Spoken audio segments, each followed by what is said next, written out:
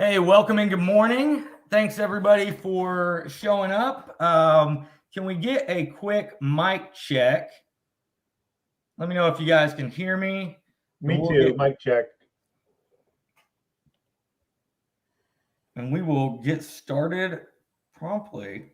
Greg, you got some cool things to show us today? Yes, I do. Got some interesting information for everybody. Interesting information. All right. You want me to share the screen? Yeah, go ahead. Oh, stock market trivia? Yeah, we got a couple trivia questions for you today. All right. Interesting. So if you're ready for me to take off, I'll go ahead. Yeah, we're live. We're here. Go for it. Okay.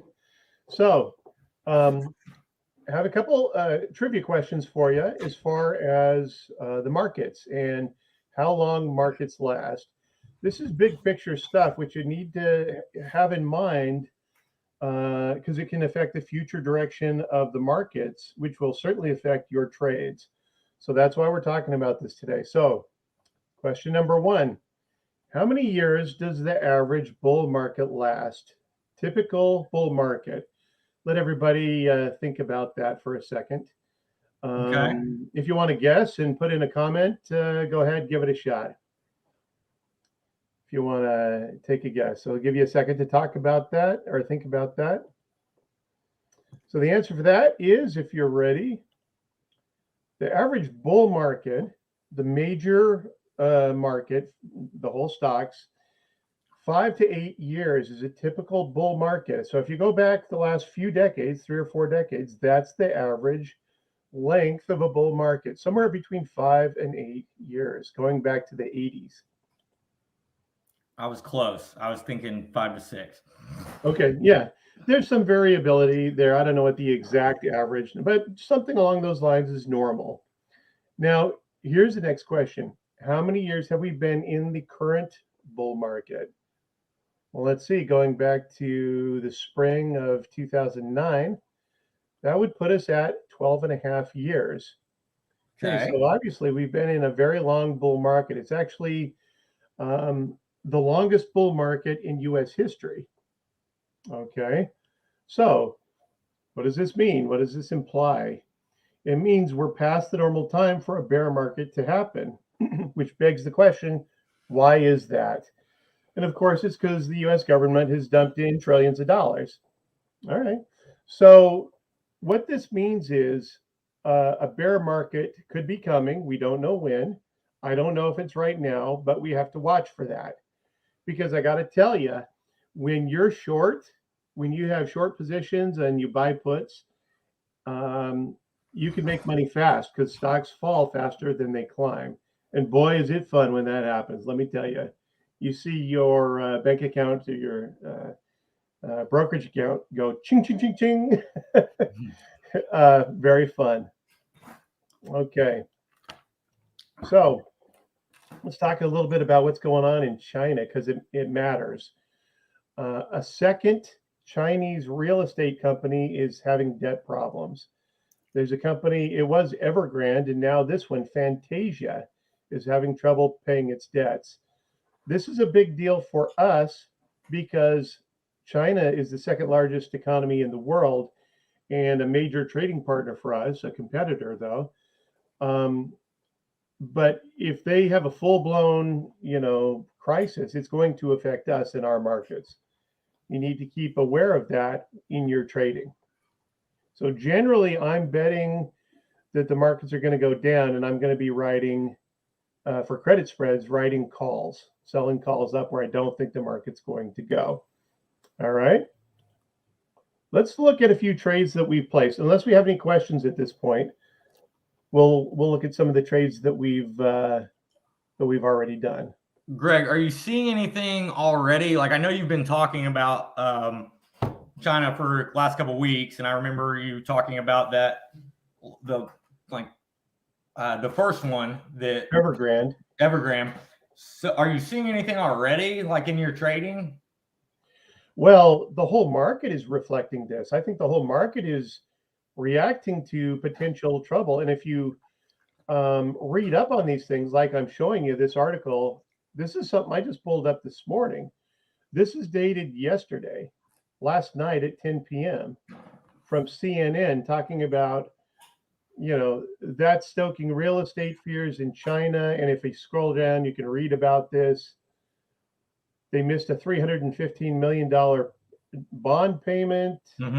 Read up about it. I recommend everybody read up on this a little bit to kind of get a feel for what's going on. Because you got to remember, it's not the news that matters. It's how the market reacts to the news. And right now, the market is not liking it. It's pretty queasy about what's going on in China. And it's affecting us. And once again, we're only a little bit 4 or 5% off the highs in our markets. But this is the kind of thing that has the potential to turn into a major bear market where we get, the market drops 50% over 2 years or something like that. That's a typical bear market. That's what happened in 2008. The S&P dropped 55% in about 2 years. Now, as far as credit spreads are concerned. Okay, exactly. So as far as credit spreads are concerned, that means right now, while the market is in a bear market, I'm going to be writing calls above where I don't think it's going to go. So I'm doing, that's a bearish credit spread. You sell a call above current prices. I like to do it a decent distance away so that there's not a good chance of it snapping back. Gives me plenty of room. And then buying a higher call for protection. And we'll do a potential trade like that in just a minute. Right now, I just want to go over some trades that we're currently in. Okay. So do we have any questions at this point? None that I see. See some comments there. Let's talk about 3M. This is the trade I did. This is actually from the spreadsheet that I keep. So on September 29th, which is the date that's circled there with the arrow on it, I did this bearish credit spread for 3M. And this was sent out with an expiration date of October 15th, which is next week, I believe. We, at the arrow, we're looking at this. I sold a 185 call as marked on the chart here. And I bought a 190 call for protection because I'm saying I don't think it's going to go above 185. And for this one spread, that's one call and one call that I bought, one call that I sold, I made $90 for a credit, instantly put into my account. And the stock has acted like I thought it would. It's continuing the downtrend. Now, in any option, you've got two types of value. You've got time value and you've got intrinsic value. And there was still a little bit of time value left in this. If you look in the lower left-hand corner of this chart, you see that as of yesterday at 3:45 p.m. before the market closed, both of these options, the spread was worth $27. So after less than a week of trading, I've made 2/3 of the maximum amount of money that I can make from this trade.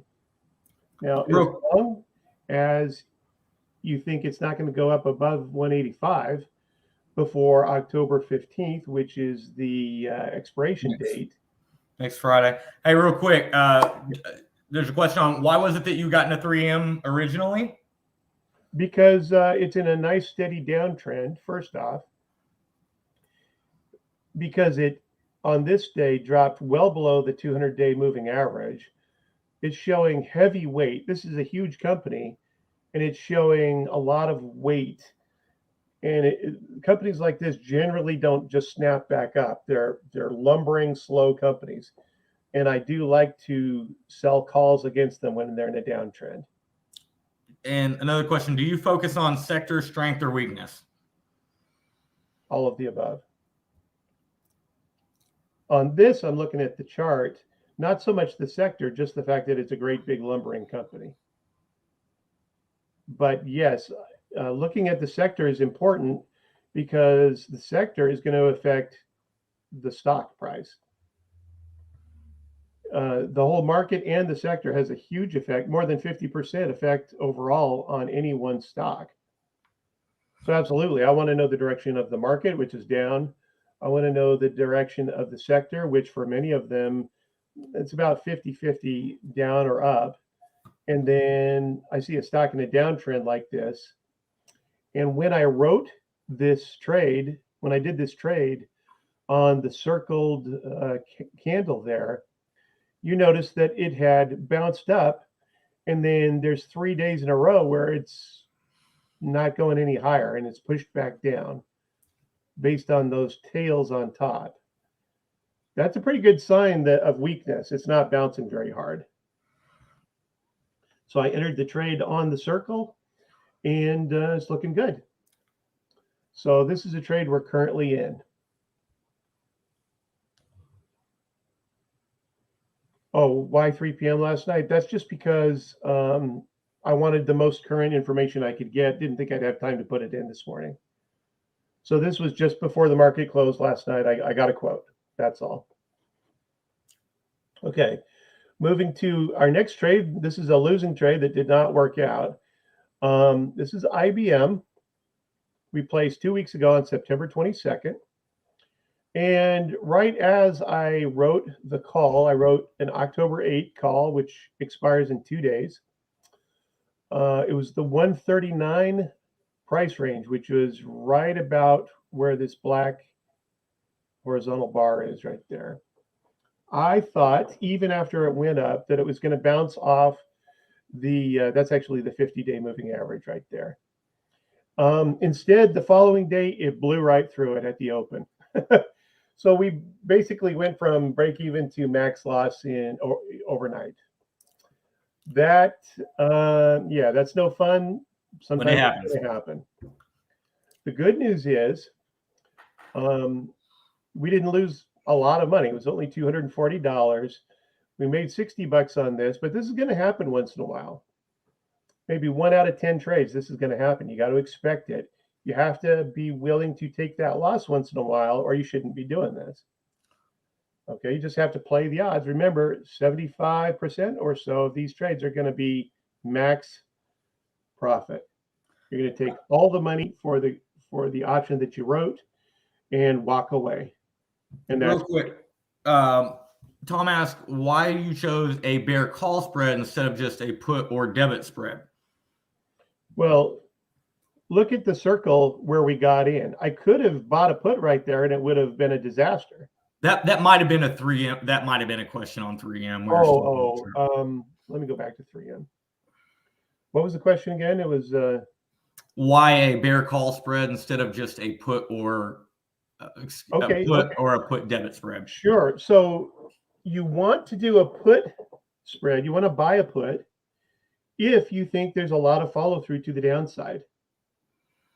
It's different from writing a bearish credit spread, from executing that trade, because all we care about is it doesn't go where we don't want it to go.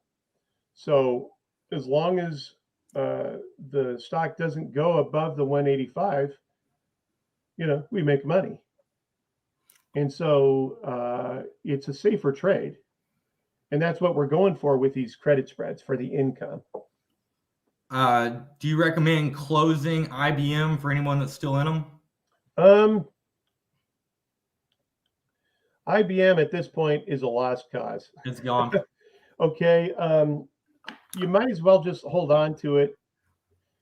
It's probable most people got exercised by now because it's so deep in the money, but I would still hold on to it. There's always a chance it could gap down and you could make it so you could actually make money. It's really slim chance. You're probably going to do a max loss on this, but if you still own it and you're not exercised, I'd hold on to it. You might get lucky. That happens. Really low odds of that, but it happens. You never know. Okay, let's go on to the next one. This is Snap. This went out 2 weeks ago. on the date that's circled here, September 22nd, did this trade. Now we sold the 71 puts and we're buying the 68 puts. We're saying on the circled day, we don't think that Snap is going to go below 71. And what happened was it was going up. It was in an uptrend. It's been strong. It fell down hard right into our support level. It bounced up for a couple of days, and then it started to trend briefly yesterday below support. I didn't want this to turn into a max loss, so I sent out a message to exit the trade, and I'm out. Turned out to be really close to break even. Okay, and that's okay. I would have done that on IBM, except for it just gapped to max loss overnight, which is crazy for a stock like that, especially. But Snap, that's how you control your losses so you don't have to have a max loss. If it's looking iffy, you get nervous, you can get out and have a small loss or a small gain or a break even essentially trade. And that's what I chose to do on this, even though it's looking fine right now. This expires on October 8th, which is on Friday.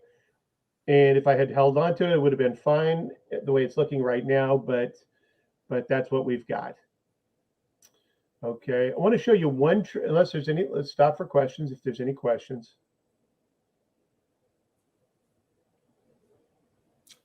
None so far, but I'll keep an eye on it. Okay, let me show you one of the things you probably are asking right now. A lot of the people is, how can I make more money? I mean, I'm showing trades where you're risking, you're making maybe $60 to $100 to do a spread, and you're risking about 4 times that much. How can I make more money on that? Well, the answer is to, one thing you could do is what I'm going to show you right now. But what you generally want to do, we talked about this briefly last week, is that you want to do a number of trades, a number of spreads. So if any one goes bad, you don't take a big hit. You want to work those odds of being right in your favor. 70 to 90% odds of success. So what you do is you do a lot of trades without a lot of risk on any one trade. You're trading like the house by working the odds and putting them in your favor. So you kind of just said it, but Frank asked what the win ratio is on spreads. I mean, obviously that varies, but for the 15 to 20 that we've ran, we're right around 80%. Yeah, I did from the trades that I've closed since starting with the trader's plan. I've done 10 out of 13 max profit trades. I had, I think, 2 max loss and 1 partial loss. So 77% is what the odds are on that. Now, the odds you get, the success you get is going to depend on your ability to read the charts and your ability to set up the trades correctly. Because essentially what you're doing is placing a directional trade. So you got to know technical analysis. That's something we're going to offer a course on at some point. Major course, hugely important, but we're not there yet. But we are doing, for one of the questions that says they would like to learn it today, we are doing a live webinar on Tuesday at 12 p.m. Central, and there will be a recording if you can't make that time. But we're going to go into a lot more depth, talk about upcoming workshops and other stuff. So if you can join us on Tuesday, we've been putting together a lot of information that kind of makes this, it'll be a great resource that you could follow. Absolutely. We're offering a credit spread course where I'm going to go in depth for about 2 hours, step by step, what I go through, what I'm looking at on the charts, on the trades I want to place, as well as indicators that will help you enter at the right spot. Exactly how to do it. We've gone over that piece by piece as we go through this weekly webinar, but we just haven't been able to go through it all the way without the full course. We're going to offer the full course I think it's going to be about a 2-hour course, if not longer, to go through everything that I'm looking at, everything you need to know to be successful in this. There's no reason why you can't get the success that I get if you know what I know and do what I do. And that's what I intend to teach you in this course. Okay. So I want to show you something. If I can pull it up, I'm having trouble showing the chart on this. But there's the index ETF called the Diamonds. The symbol is DIA. There it is. And you can do credit spreads and options on the whole market, the Dow Jones Industrial Average, which is what the DIA follows. The Dow Jones Industrial Average is actually an index. You can't buy the Dow Jones Industrial Average. Okay, it's just an index number. But you can trade the diamonds that follows exactly the Dow Jones Industrial Average. So you can look at this. It's currently trading at 338. Let me see if I can get my computer to cooperate here. Anyway, I'm thinking about selling a bearish credit spread on this, on the index, up around maybe 345. Is this an alert or is this a watch? This is just a watch. I'm not placing this trade yet. I'm looking at it. And I'm afraid my computer is not cooperating. So I apologize for that. But you can go in there and do trades on the index. And one of the things that I'm going to look at is placing a trade that's really far out on the Dow Jones Industrial Average, sell 2 or 3 or 4 calls up at a price that's much higher than where it is now and expire in 2 days. That gives me a high chance of making a lot of money in a short period of time. Let's recap that. I'll write this down. So okay, so it would help. I'm going to look at it even though I can't show it to you right now because I'm looking at another screen. Okay, so I'm looking at the DIA, the Diamonds ETF that represents the Dow Jones Industrial Average. It's currently trading at $340 per share. It's DIA. Sitting at Sorry, DIA is currently at 340. Yep. It's sitting at a support level right now. I'm concerned it might drop through support. So I'm watching it carefully. But so far it is holding support right about the 338 level. I think I'd be most interested in selling a call at 345 or higher to expire within a couple days. So you could make, let me see if I can get a quote on this right now. Again, you probably can't see this.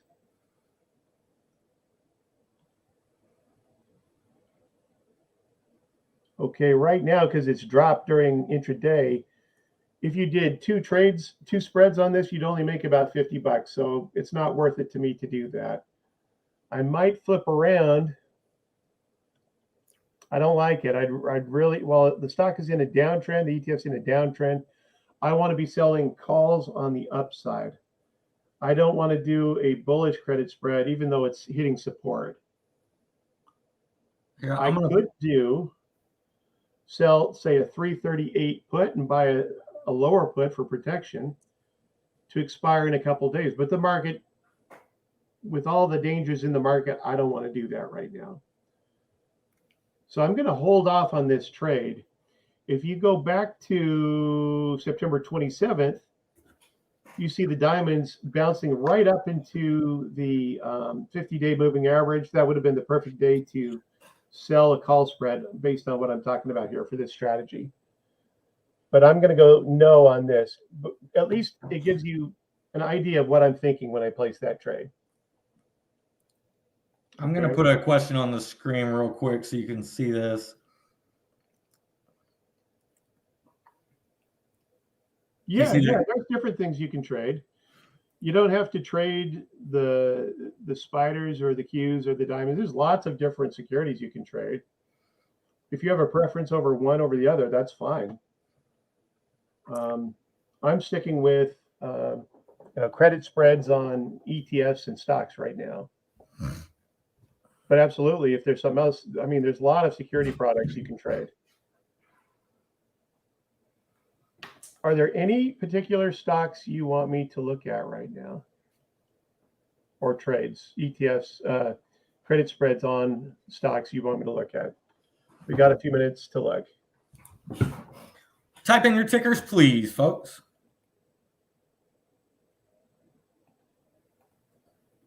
And I am going to drop early access to some free alerts.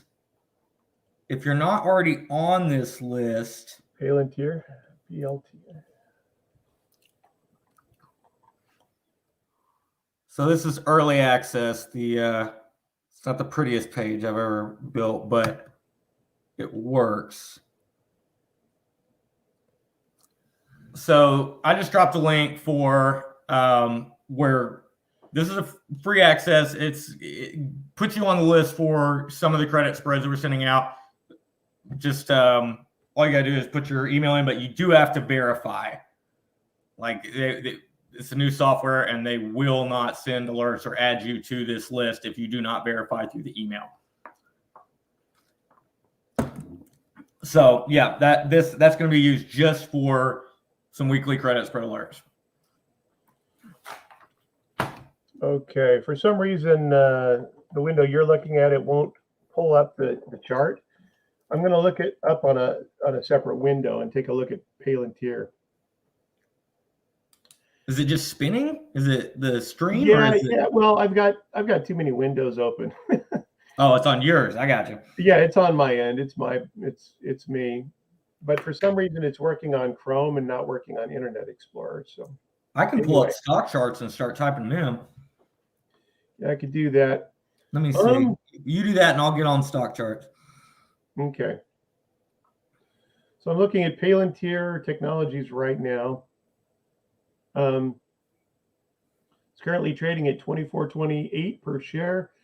It's up $1 from yesterday's closing price, but it's down from the opening price today. So I see a big red candle above yesterday's red candle. This is still in a downtrend at the moment. And what you want to do is you want to see the overall trend of the stock. Right now, it's up a little bit for Palantir. Then you want to see it like bouncing off a support level. It might have done that. I'm not comfortable with where it is right now. It's still showing a lot of weakness and coming down.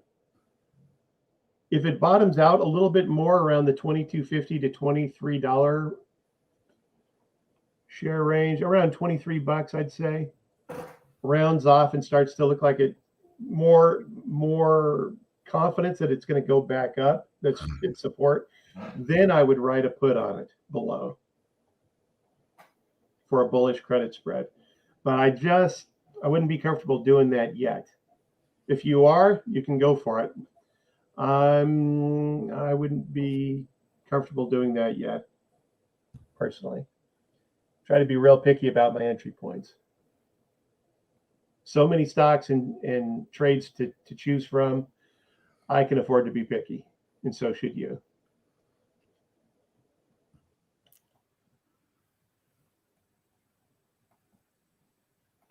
PFE, let me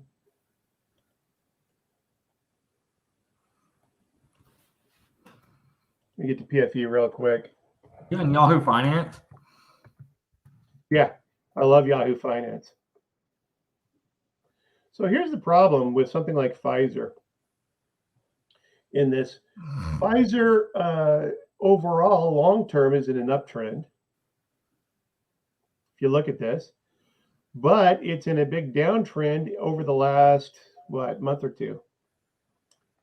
So the question is, when is the long-term uptrend going to reinstate? Is it going to bounce on you? This is too far along for me to want to buy it or sell it. I'm not bullish or bearish on it because it's going to bounce at some point.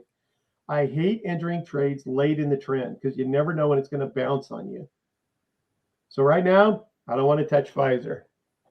I just don't have a lot of confidence in when it's going to bounce. I'm going to wait for the bounce and then see what happens and trade it. Apple. Apple's also in a downtrend last few weeks.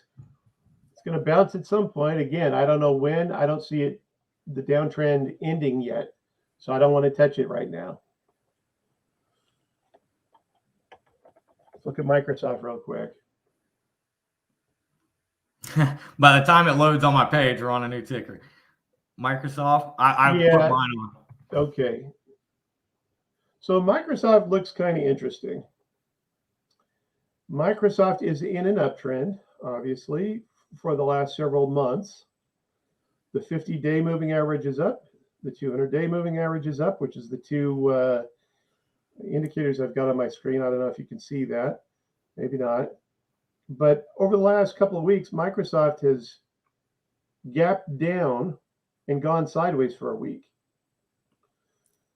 This is showing a lot of strength considering how weak the market is. If I was going to trade this, I think I would probably sell a put around 280 or lower, 278 maybe, and then buy a 270 put or 275 put, depending on what they offer for protection. It's acting real strong. I would definitely right now, considering how volatile the market is, I will definitely want to have short timeline, shorter than normal, 2 weeks max.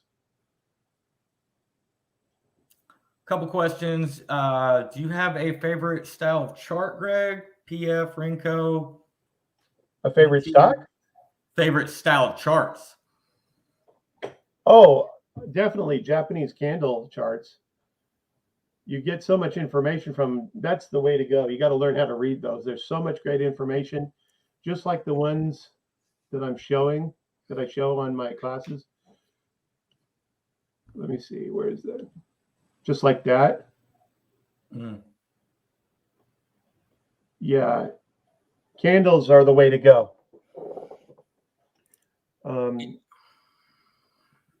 That's MRK for a ticker. MRK for Merck. a ticker. Let's look at Merck.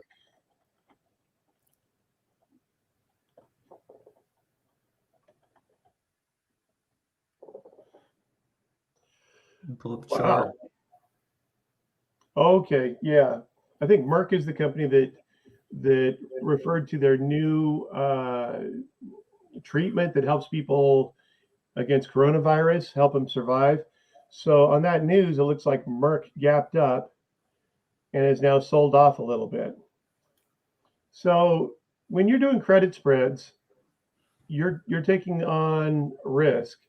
What I want to see is predictable stocks that I'm very, very confident it's going to continue in the direction that I want it to go. Okay. I have no idea what's going on with Merck right now. It gapped up, it's pulled back. Anything could happen right now. The gap could be filled and it could come down to 75 bucks a share, or this thing could run off to the moon after the short sell off and go up to 90 within the next 2 weeks. I have no idea. Even with reading the news on this, I would have no idea. This is too unpredictable, too volatile. I think I'd probably rather buy a put or a call on this rather than sell one. So I would say stay away from a credit spread on this one. Go DVN. Delta Victor, Nancy. Devon Energy. Mm-hmm.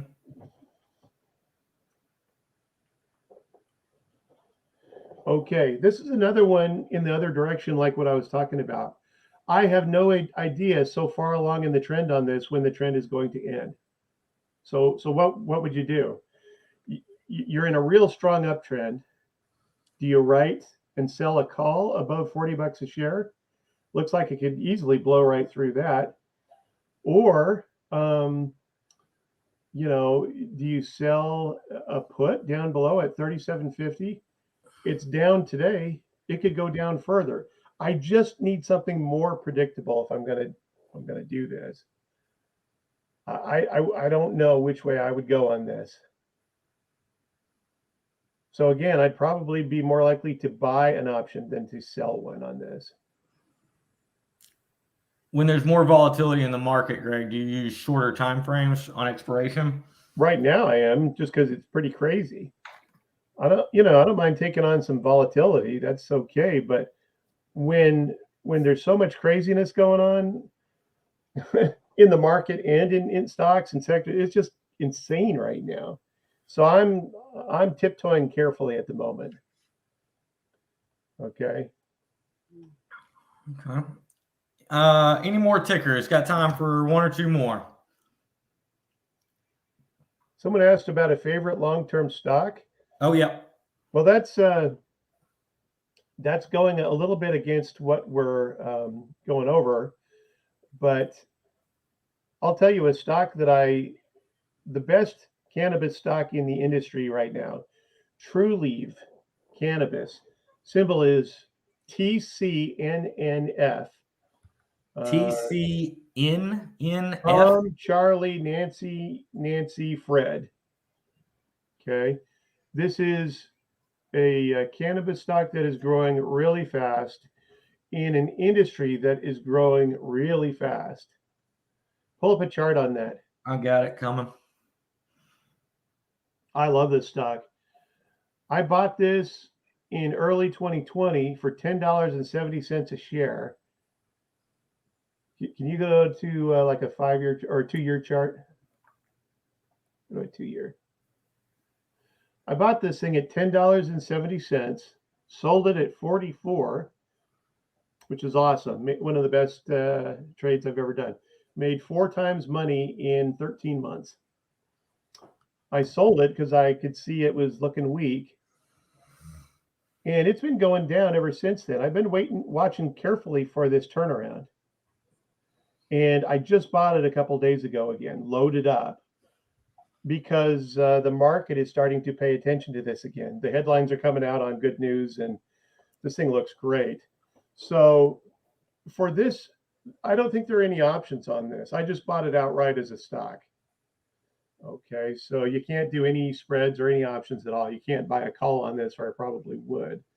But this thing looks awesome. This is going to be headed for another big uptrend. If the market crashes, it's going to take everything with it. Okay, almost everything goes down when the market crashes. But if that doesn't happen, this stock will hit $100 a share within 5 years, easy.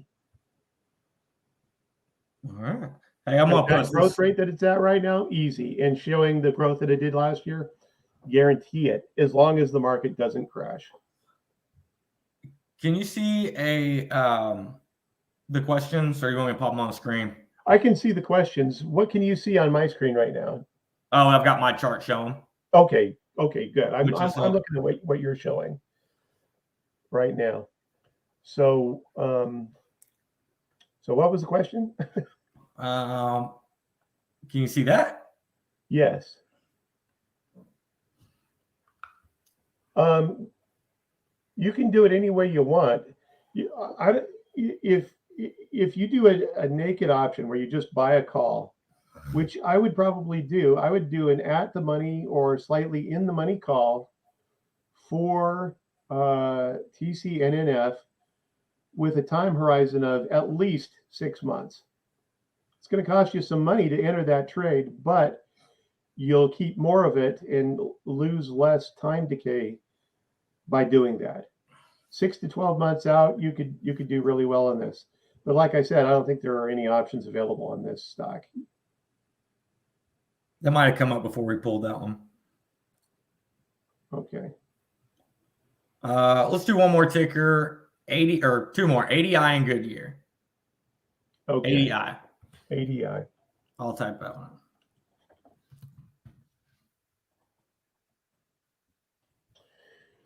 Okay, analog devices. Okay.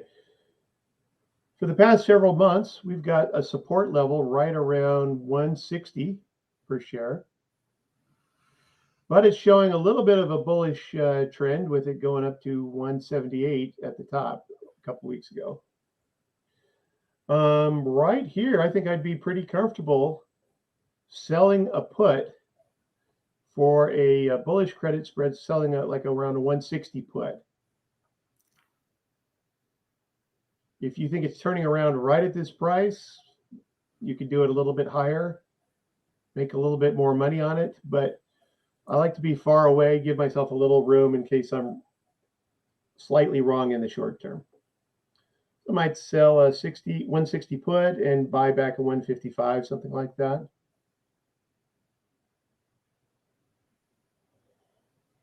So yeah, as it approaches support and you see it starting to bounce off support for a stock that's in an uptrend like ADI is, that would probably be a pretty safe trade. I like that.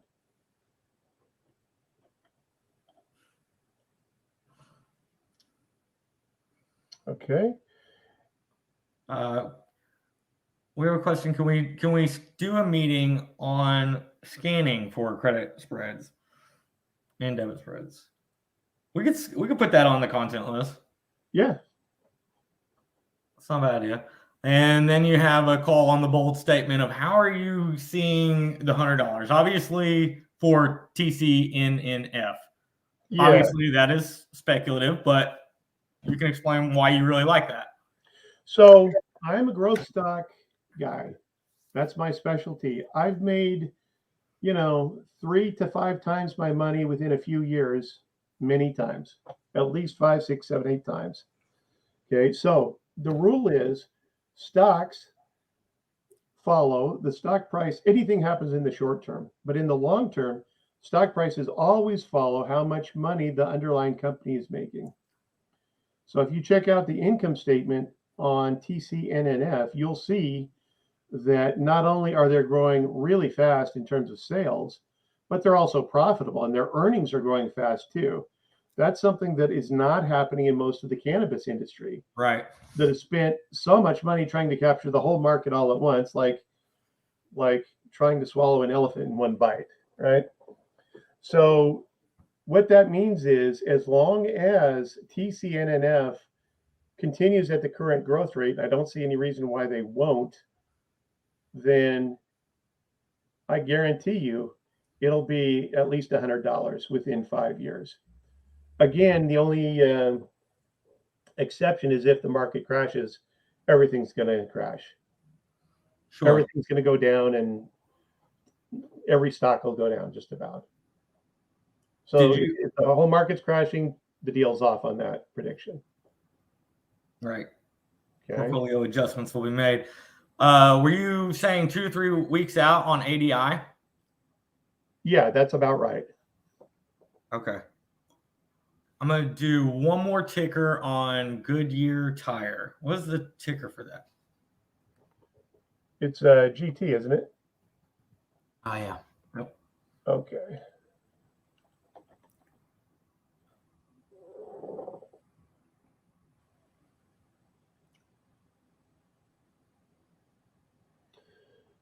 Okay, let's see. That's today. Goodyear is down a little bit today, but I like this one pretty well. Nice uptrend it's in right now. Really what I'd like it to see is to pull back a little more to a support level around where the 50-day moving average is, say around 1650 a share. I'd really like to see it go down there at a support level and then see it bouncing off it and then buy it, because it's kind of the same deal. It's obvious it's in an uptrend. Maybe it'll continue, maybe it won't. I don't know. So it's not my favorite entry point for this in any respect, to buy it as a stock, to do a credit spread on it for calls or puts. It's just not the right location based on the stock. Okay. I'm going to put a question on the screen. A longer question. Okay.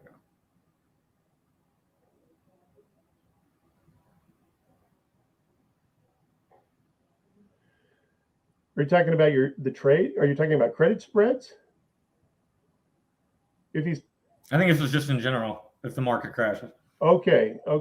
If you're just talking about your stocks, like your retirement account or something like that, should you buy a bit of insurance? Well, that's one way you could do it. Some fund managers do it that way, so that they can capture the up move if there is one, but they're protected somewhat.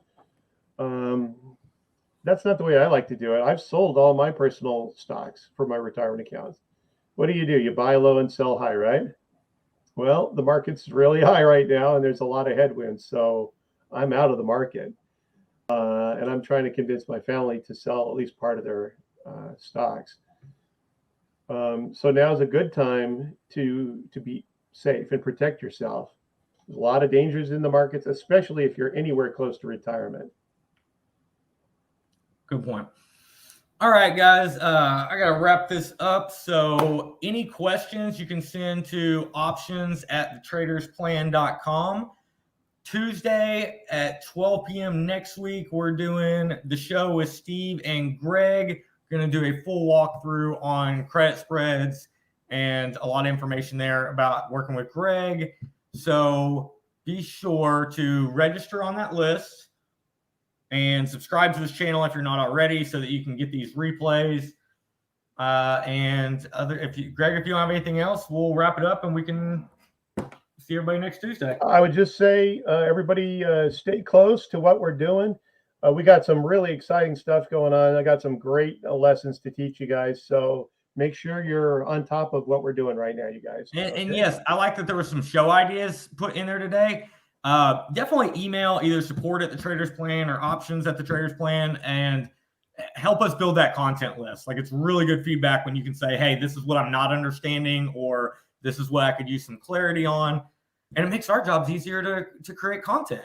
Yeah, I can teach whatever you need to know. Feel free. Yes, thank you. All right, guys. Everybody have a great day. Thanks for coming, and we'll see you next week. Have a great week.